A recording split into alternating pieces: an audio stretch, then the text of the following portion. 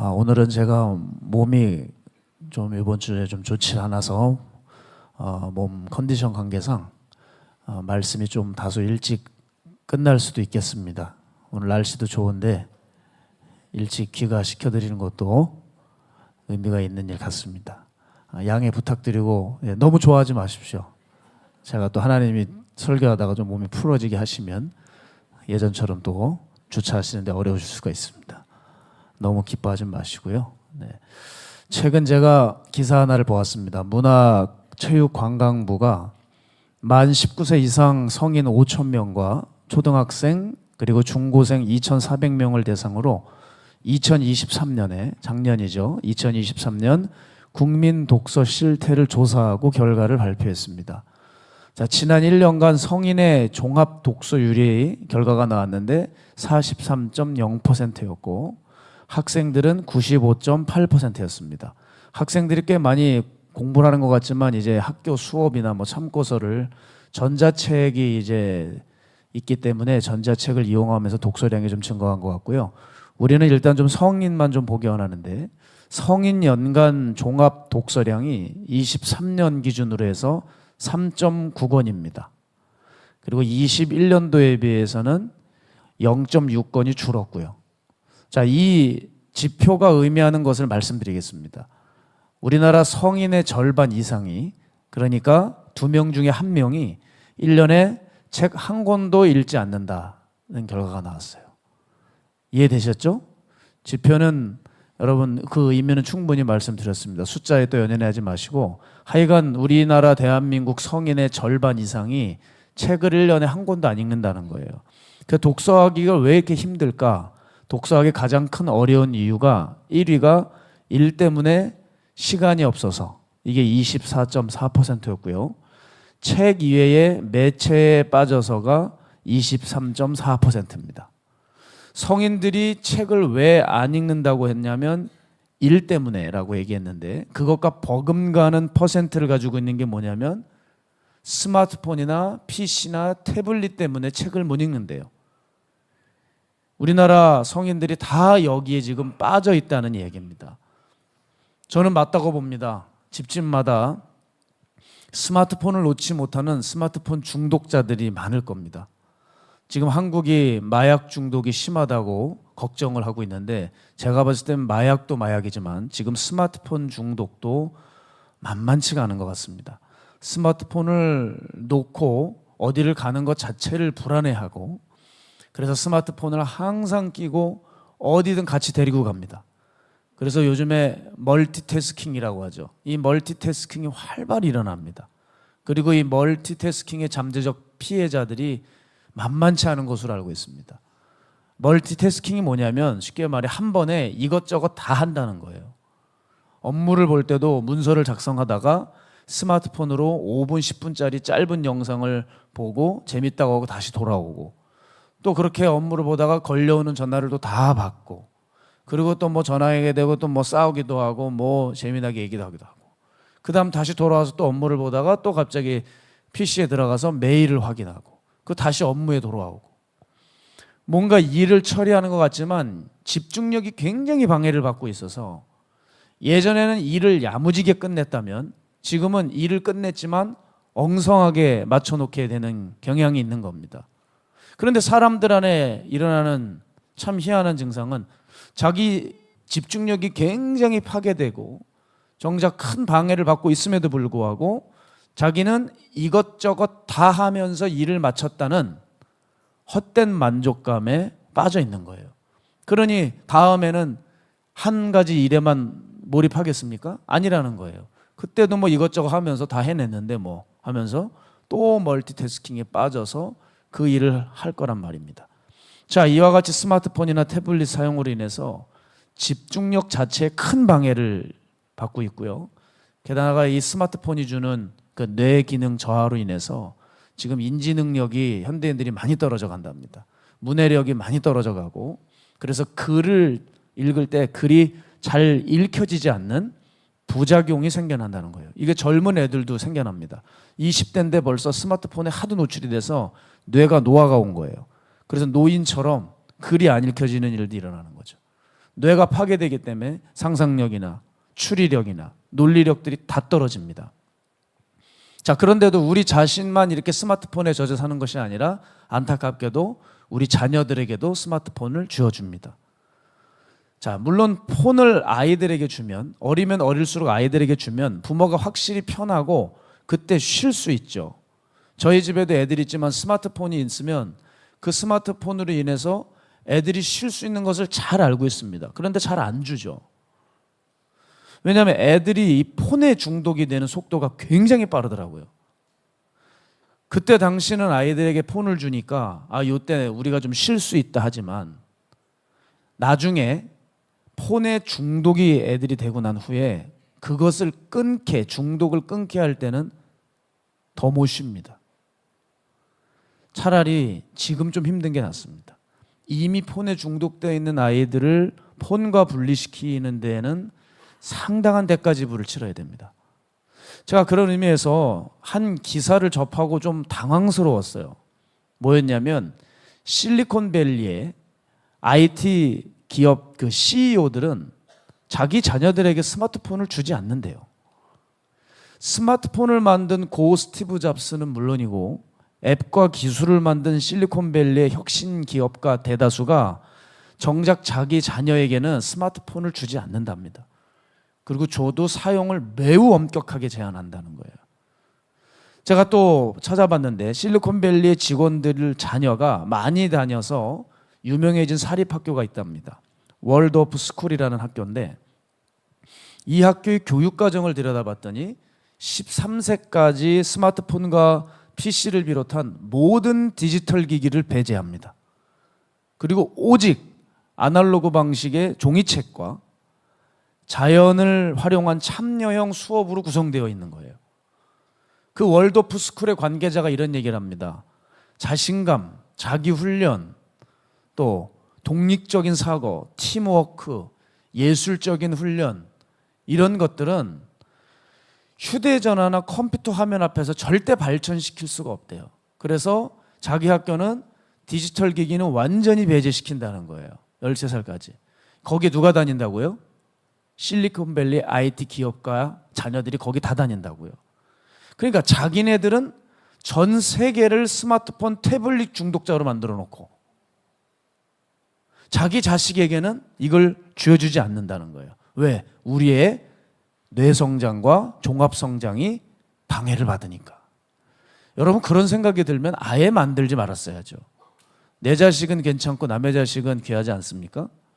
자신과 자사의 이익을 위해서는 뭐든지 다 하고 나머지 세계의 다른 사람들은 어떻게 되든 상관이 없는 거예요. 자, 또 실리콘밸리 기업가들은 대다수 엄청난 독서광들입니다. 자신들은 종이책을 늘 읽어요. 그리고 깊이 있는 지식을 얻고 생각하는 능력을 좋아해서 엄청나게 독서를 하면서 다른 사람들의 독서하고 생각할 수 있는 시간과 능력은 다 빼앗아가는 격이 되는 거예요.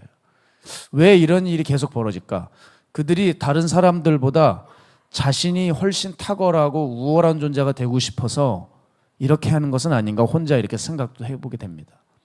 우리가 이 현실을 다시 한번 깨닫고 다시 한번 기억해야 될 것이 우리는 지금 나도 모르는 사이에 내 고유의 개성과 능력들을 하나씩 빼앗기고 있다는 사실을 알아야 된다는 거예요. 또 우리는 단순히 뇌 공격을 당하는 측면만 따져볼 게 아니라 우리는 신앙인들 아닙니까? 지금 이게 영적인 공격이 만만치 않다는 것. 우린 영적인 공격을 당하고 있다는 사실도 아셔야 되는 거예요. 마귀는 여러 가지 현대적인 그 자극적인 도구들을 통해서 우리가 하나님께 집중하지 못하도록 막고 있습니다. 자, 여러분 성경 앱이 나왔을 때 어땠어요? 다들 굉장히 좋아하셨죠? 야, 이제 무거운 성경을 들고 다니지 않아도 되는구나. 어디서든 수시로 읽을 수 있구나. 얼마나 좋아하셨습니까? 그런데 과연 얼마나 여러분은 앱으로 성경을 읽었어요? 그죠? 읽으셨어요? 그 어플이 생기면서 성경 통독량이 확 늡니까? 예전에 종이 성경을 볼 때보다 훨씬 통독량이 줄지 않았습니까? 차라리 가방에 무거워지는 것을 지불하세요. 무겁더라도 말씀을 꺼내서 읽으시기 바랍니다. 가지고 다니면서 말씀을 읽으시고 또 듣는 성경이 좋대. 그거 들으시면서 주무시지 말고, 듣는 성경만 고집하지 말고 내가 수고하면서 읽고 쓰면서 마음과 생각에 말씀을 집어넣는 게 중요한 거예요. 자, 우리를 편리하게 해주고 간편하게 해주는 것이 정말 우리를 더욱 하나님께로 인도해 주었나 생각해 봐야 합니다. 아니라는 거예요. 그런 도구들이 간편하게 해줄 수는 있죠. 그런데 이것도 아셔야 됩니다. 우리를 매우 간단하게 타락시킬 수 있다는 점입니다. 자, 그런 의미에서 요즘 보면 이젠 영어 공부가 꽤 좋아졌다고 하더라고요. 환경이. 미디어가 발달하면서 해외의 상황들과 이런 것들을 많이 잘 보여주는 모양이에요. 그래서 한국에서도 언제부턴가 미국 드라마, 일명 미드 열풍이 일어났어요. 미드 열풍. 왜냐하면 이게 이제 미국 현지 일상 영어를 그대로 보여준다는 거죠. 그래서 어떤 사람들은 이 미드를 몇 편을 그냥 깡그리 외워라부터 해가지고 미드의 표현들로 구성된 책들이 불티나게 팔리기도 하고. 그래서 제가 영어 공부를 하고 싶어 한다는 것을 누군가가 알고 예전에 요즘에 애들 보는 넷플릭스라고 있어요. 이 넷플릭스를 무료 계정으로 저한테 열어준 거예요. 갖고 싶으세요? 그거를 열어줬어요. 거기 많은 미국 영어 자료들이 있으니까 거긴 자막도 다 이렇게 나오더라고요. 누가 열어준 거예요, 공부하라고. 그래서 제가 한번 그걸 받아서 들어가서 봤어요. 아이고 세상에, 정신이 하나도 없어요. 그냥 귀신들이 손들고 깔려 있더라고요. 시간 도둑들이 널려 있어요. 이걸 보다가는 정말 사람들이 하루를 완전히 도둑질 당하겠더라고요. 제가 무슨 생각이 드냐면 그런 넷플릭스의 그런 것들을 보면서 야, 우리 젊은이들이 교회 다니는 교인들이 이런 것에 매여 산다고 생각이 하면 끔찍하더라고요. 저도 그래서 이 심각성을 알고 들어가지 않게 되더라고요. 그래서 공부를 해도 효과가 떨어질지라도 문서로 된 책을 자꾸 보게 돼요. 왜냐하면 영어 잡겠다고 영혼을 망칠 수는 없는 거예요. 영어가 중요합니까? 영혼이 중요합니까? 내가 이런 것들을 탁탁 쳐버리고 영어만 들어가서 할 수 있다면 해도 돼요. 그러나 그게 아니라 이것저것 그 안에서 서핑하면서 세상 물들이 들어온다면 과감하게 없애버려야죠. 사람은 결국 내가 중요하게 생각하는 그것을 선택할 수밖에 없어요. 처음엔 내가 영어 공부해야지 했지만 아이고 세상이 들어오는 것 같으니까 정리를 해버려야 되는 거죠. 내가 정말 중요하게 생각하는 것, 그것을 위해 선택할 수밖에 없습니다. 자, 제가 한 가지 예를 들어드린 것인데 이제 여러분의 생활 속에서 정말 깨어 있으셔야 할 것이 뭐냐면 나도 모르는 사이에 정신 팔리게 하는 것들이 많아서 하나님을 향한 집중력을 파괴하고 있다는 거예요. 그래서 우리는 입술만 지금 하나님을 믿고 있다고 얘기하고 있는 격으로 사는 겁니다. 제가 오늘 이 아침에 걸어 올라오면서 너무나도 이 마가야다락방 전경이 너무 아름답더라고요.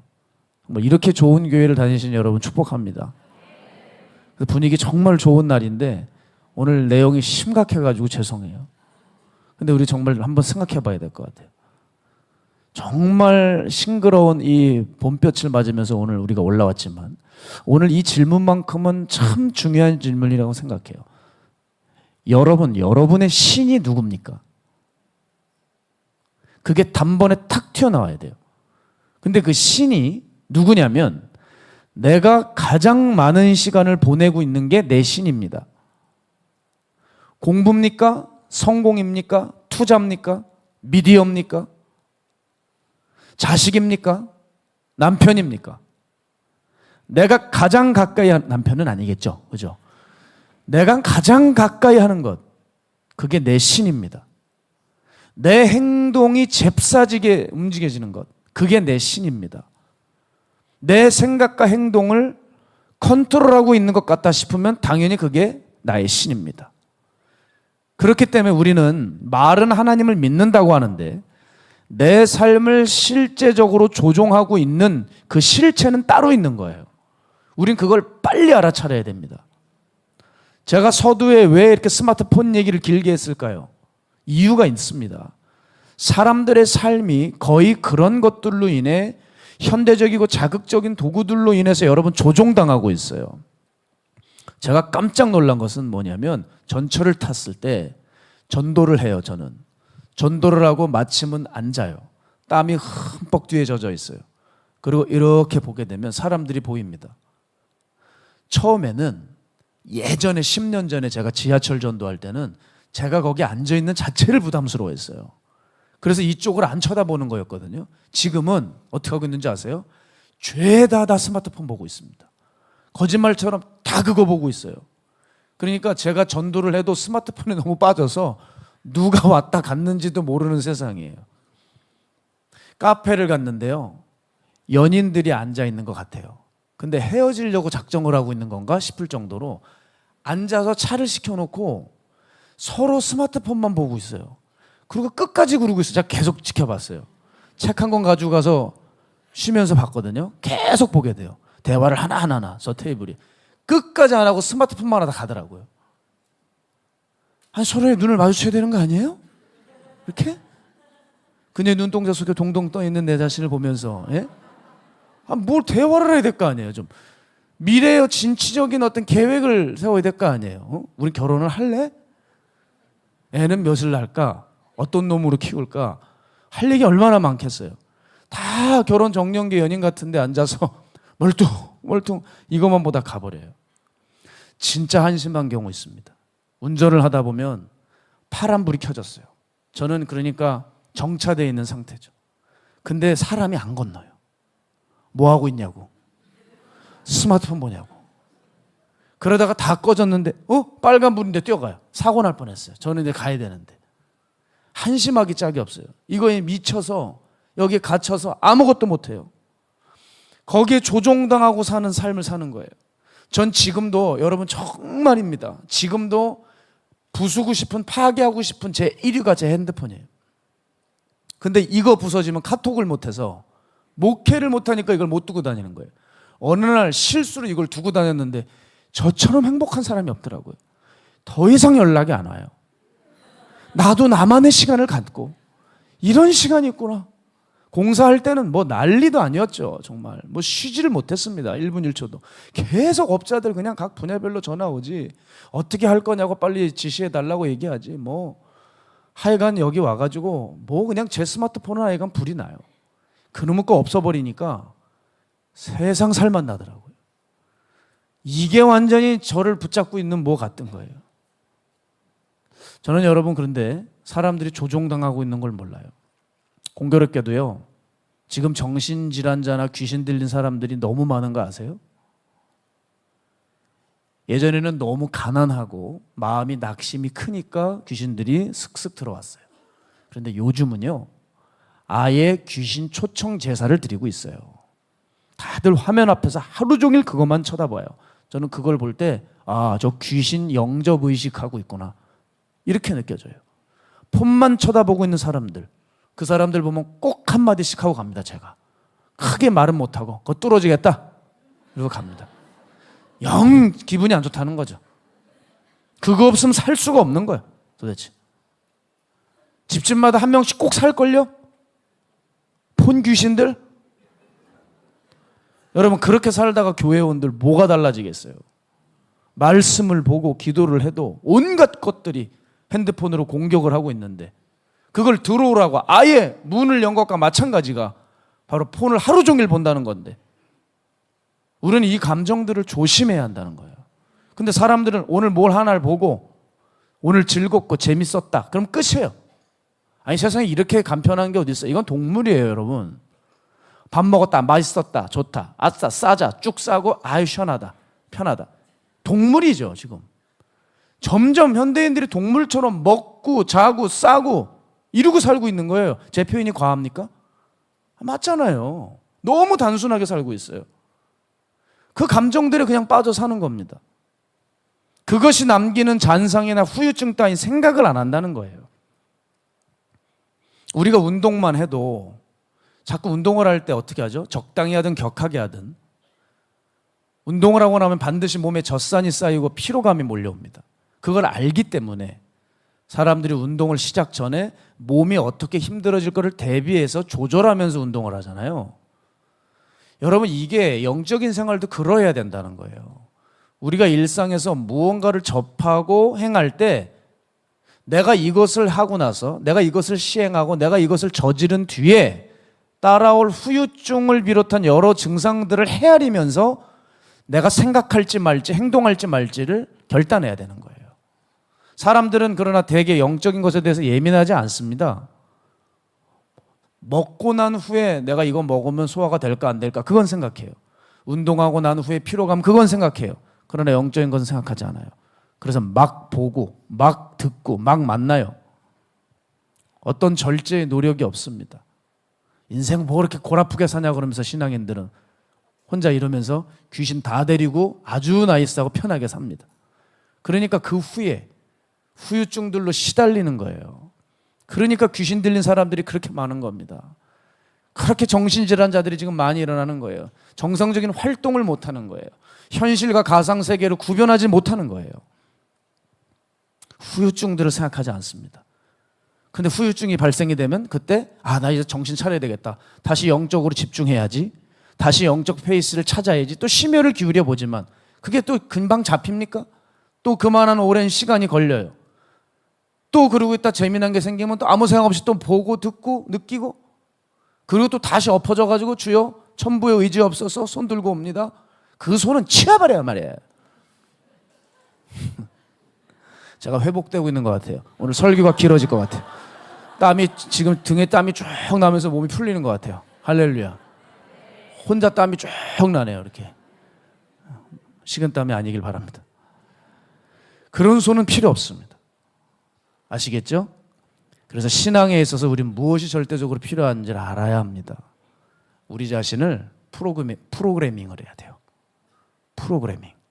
자, AI가 요즘 히트인데 뭐 AI에 그렇게 놀랄 거 없습니다.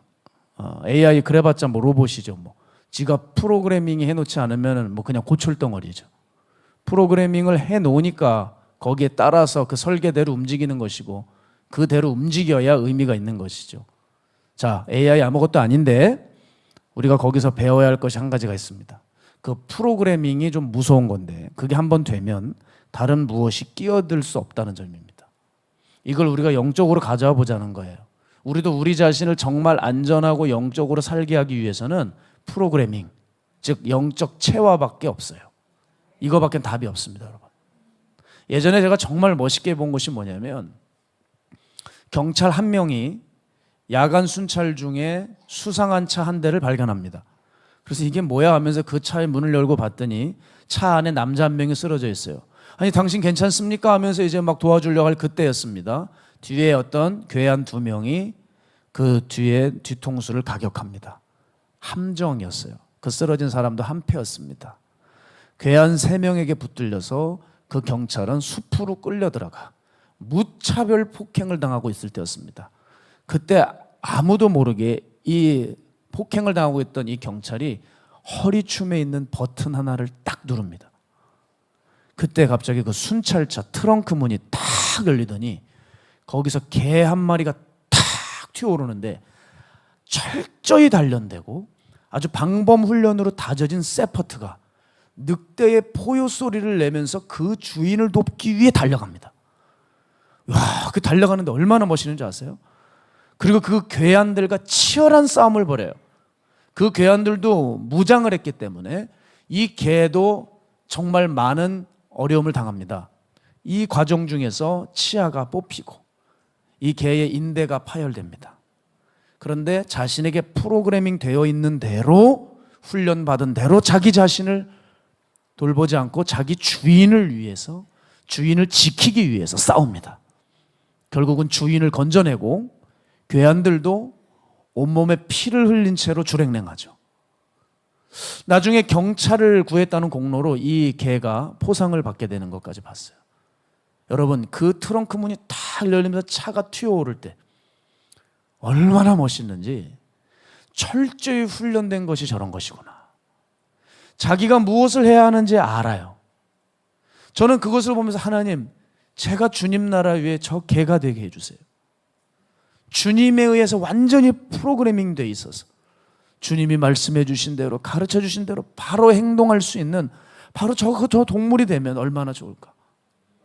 언제든 주님이 신호만 주시면 달려나갈 수 있는 그게. 저는 여러분 이거 단순히 감상적인 측면에서 끝날 것이 아니라고 생각합니다. 동시에 우리가 이 상태가 되어야만이 우리를 해하려고 정신없이 날리는 주먹, 발과 흉기 가운데서 자신을 지켜내고 세상을 이길 수 있다는 것을 말합니다. 세상은 정신없이 우리를 공격해요. 그때 우리를 지켜내고 그리스도를 보여줌으로써 세상에 할 말을 잃게 만드는 삶, 이게 바로 주님께 프로그래밍 된 삶, 영적 체화의 능력인 것이죠. 여러분 이것을 우리가 단번에 이룰 수는 없지만 그 트렁크가 열려 튀어오른 개도 얼마나 수일 동안 훈련을 받았겠습니까? 우리도 마찬가지예요. 단숨에 하나님 나라의 그 조련된 개가 될 수 없지만 우리가 훈련을 한다면 그것은 가능하다고 하는 것이죠. 하나님의 말씀으로 그렇게 훈련되어 있어서 우리 안에 찾아오는 위기와 유혹 때마다 무너지지 않고 하나님의 말씀과 영적인 능력이 바로바로 튀어나와서 그걸 방어하고 대처할 수 있는 프로그래밍 된 사람들. 얼마나 가슴 뛰는지 모르겠어요. 여러분 이 프로그래밍이 정말 무서운 거예요. 옛날에 이런 친구가 있었어요. 누구 하나에게 싫은 소리도 못하는 친구예요. 속은 너무 여려요. 사람을 되게 무서워해요. 근데 삼촌이 무술관장이에요. 그러니까 삼촌이 조카가 비들비들한 걸 아니까 밥만 먹고 나면 뭘 시키냐? 무술 연습을 시켜요. 밥만 먹고 나면. 그래서 그 조카는 여전히 자기는 하기 힘들지만 그 배운 동작대로 수없는 날들을 익힌 거예요. 어느 날이었습니다. 동네에 껍죽거리는 불량배가 와가지고 이 친구를 건드려요. 불량배의 손이 옵니다. 근데 이 친구는 입술은 떨고 있어요. 왜 그러세요? 근데 손이 탁 나가. 상대가 어쭈 이 자식이, 속은 겁이 무지하게 나는데 그냥 동생이 푹 나가는 거예요. 이 새끼 봐라 하면서 막 던지는데 왜 그러세요? 퍽 왜 그러세요? 왜 그러냐고요? 이렇게 되는 거예요 이게. 그래가지고 정신을 차리고 보니까 불량배들이 다 거리에 누워 있는 거예요. 자기도 놀라는 거예요. 오씨 이게 되네? 이러면서 설교가 늦어질 건 분명합니다. 죄송합니다. 오늘은 여러분에게 기쁜 소식을 드리려고 했는데 최대한 빨리 하겠습니다. 나도 모르게 쌓여있는 게 나가는 거예요. 나도 모르게. 그게 프로그래밍이 된 거죠. 진짜 훈련이 된 거죠. 저도 어느 날 운전하고 있다가 딴 생각을 했는데 정신 차리고 보니까 어디 와 있냐면 마가야다라방 주차장 와 있어요. 신방 가는 길에 딴 생각을 했는데 마가야다라방 주차장을 와 있더라고요. 야 진짜 신기하다. 내가 여길 왜 와 있냐. 왜? 매일 산에 올라가니까 기도하러. 저도 모르게 여기 와 있더라고요. 허탈하게 차 돌려가지고 혼자 웃으면서 내려갔던 기억이 있어요. 그때 깨달았다니까요. 체화가 이렇게 무서운 거구나. 기도도 마찬가지예요. 무릎만 꿇으면 저도 기계적으로 나오는 기도가 있어요. 거짓말처럼 이 기도하고 이 기도하고 있어요. 날마다 하게 되니까 프로그래밍이 돼가지고 그냥 척 멘트도 똑같아. 야 이건 너무 영혼이 없다. 그래가지고 좀 깨트리고 있지만 정말 그 체화가 무서운 거죠. 반복이 이렇게 무섭습니다. 우리네 신앙이 성장하고 싶지만 성장이 안 되는 이유가 여기 있습니다. 우리가 말씀을 들었다고 하지만 생각보다 내 마음에 말씀이 들어와 있지 않은 겁니다. 그래서 용서해야 할 때 용서할 수 없고 사랑해야 할 때 사랑하지 못하고 말씀을 붙들어야 할 때 붙들지 못하고 두려워하지 말아야 되는데 두려워하고 있고. 이거 왜 이러느냐? 체화가 안 된 겁니다. 자, 세상이 점점 악해지고 강해지고 위험하다고 진단은 잘 내리죠. 그렇죠? 우리 다 세상이 지금 만만치 않다 그러잖아요. 세상이 심상치 않다고 말하지 않습니까? 그런데 그 세상을 대하는 우리는 정작 아무 조치를 취하고 있지 않은 겁니다. 이게 참 코미디 같은 이야기죠. 그러니 늘 당하고 있는 겁니다. 그러면서 계속 말하죠. 세상이 강해. 세상이 세졌어. 아니, 세상은 원래 그대로예요. 우리가 약해진 거죠. 그래서 바울은 말합니다. 믿음의 말씀으로 훈련을 받아라. 지금까지 들었고 따랐던 좋은 교훈의 말씀으로 훈련을 받아라. 경건에 이르도록 자신을 연단해라. 몸에 달려는 조금의 유익은 있지만 경건은 모든 면에서 유익하니 현재와 미래의 생명을 약속해 준다. 놀라운 말씀이죠. 우리 8절 함께 읽을까요? 시작. 육체의 연단은 약간의 유익이 있으나 경건은 범사에 유익하니 금생과 내생에 약속이 있느니라. 아멘. 바로 이 부분들을 명하고 가르치고 모든 사람들이 받게 하라는 겁니다. 그래서 우리 교회는 이 경건의 훈련을 위해 지금 프로그래밍을 여러분을 시켜드리려고 작업을 하고 있어요. 여러분이 정말 말씀과 기도로 무장하고 경건의 습관을 딱 들일 수 있도록 나를 거기에 프로그래밍 할 수 있는 어떤 툴을 만들고 있어요. 조만간 그것을 공개할 텐데, 저희는 그렇다고 해서 지금 손 놓고 있는 건 아닙니다. 여러분께 고백록을 출시해서 드린 지 꽤 됐습니다. 고백록 아십니까? 영적 노트죠. 항상 나의 영적 상태를 기록하고 하루에 영적인 일기를 쓰게 하고 내 삶을 돌아보게 하고 죄와의 싸움 목록을 적어가면서 치열하게 싸우는 정도를 기록하고 나를 날마다 점검하고 피드백하게 하는 꽤 디테일하게 만든 노트죠. 5월호가 나왔습니다, 여러분. 놀라셨나 봐요. 그런 게 있나 싶어서 5월호가 나왔습니다. 필요하신 분들 뒤에서 받아가시면 되겠습니다. 사실 저거 판매해도 모자른데 그냥 무료로 드리고 있습니다. 그냥 드리고 있으니까 사람 심리가 있어서 안 보는 것 같아요. 돈을 주고 한 3만 원 이렇게 해서 팔아야 이게 값어치가 있는 줄 알고 3만 원? 이러지 않겠어요? 5만 원으로 할까요?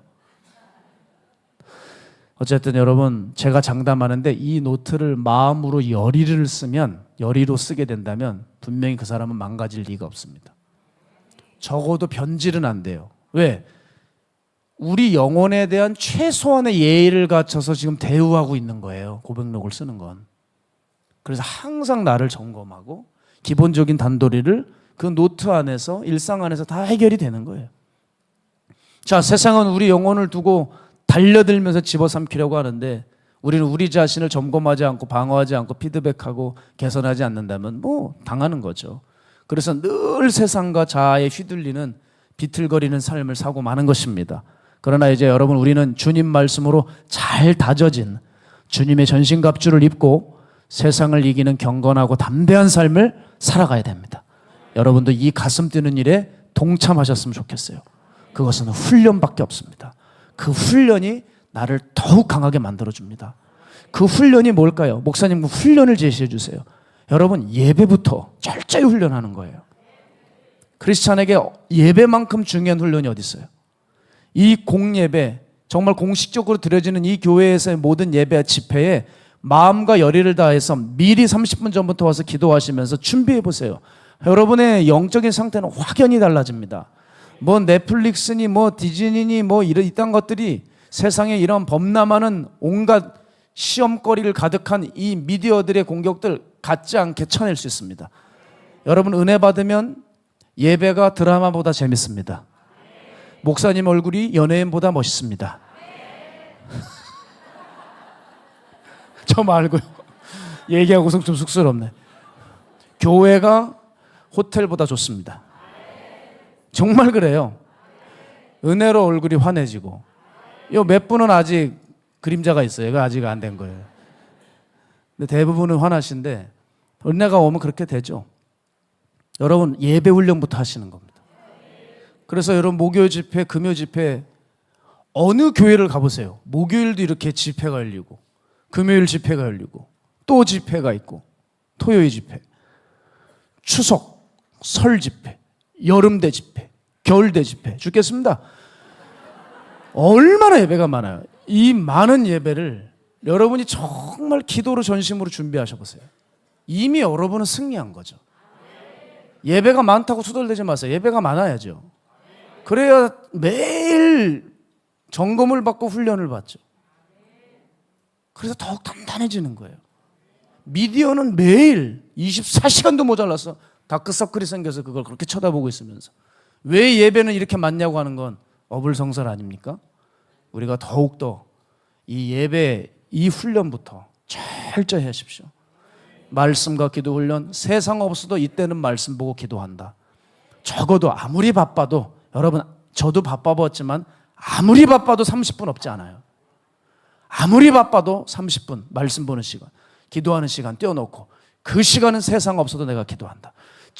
철저하게 나를 하루에 그 영적 스케줄을 짜가면서 거기에 나를 녹아들일 때 우리는 어느새 영적인 사람이 되고 마는 거죠.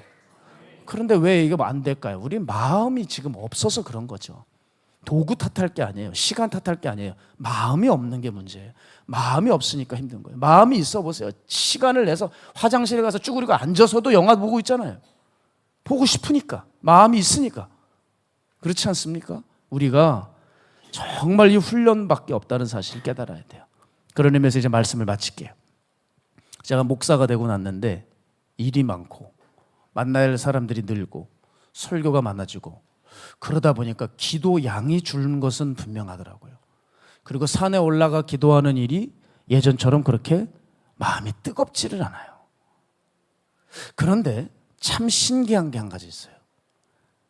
마음은 어떤지 모르겠지만 아직 그래도 마음 먹으면 올라갈 수 있다는 사실이 신기해요.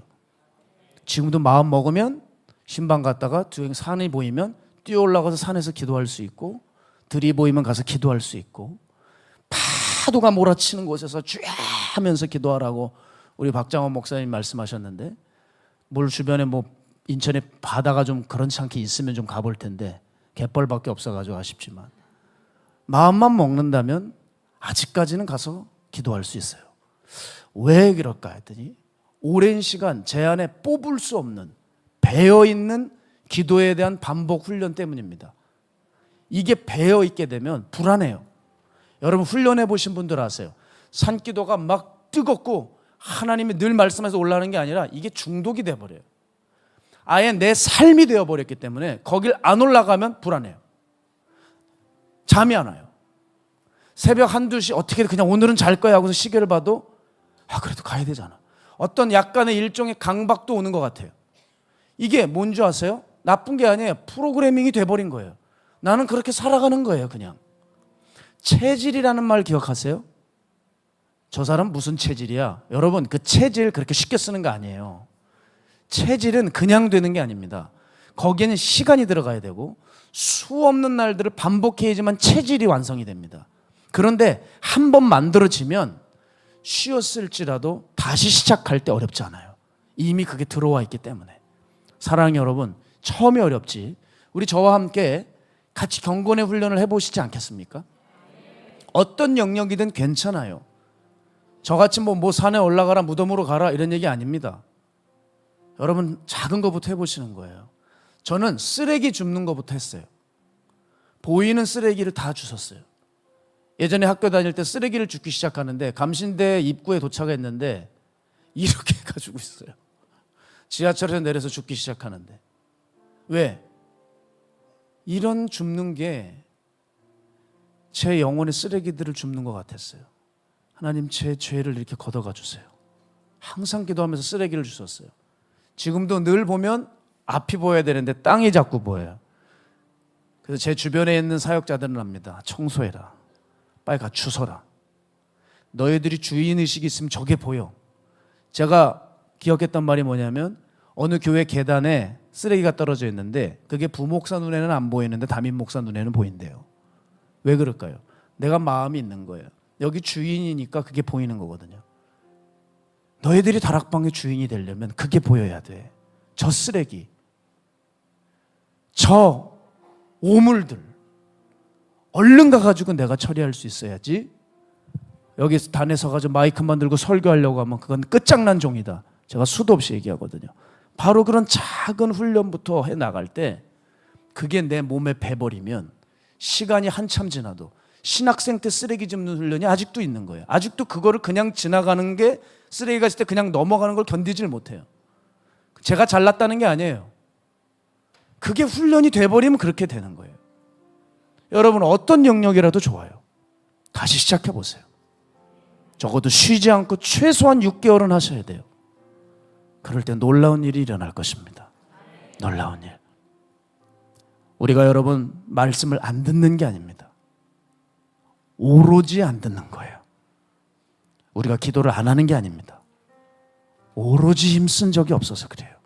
그래서 이걸 내 것으로 가져갈 수 있는 시간과 환경이 없는 거예요. 그러나 이제는 달라지기 원합니다. 여기에 마음을 쏟고 다시 투자하는 거예요. 여러분 그거 아십니까?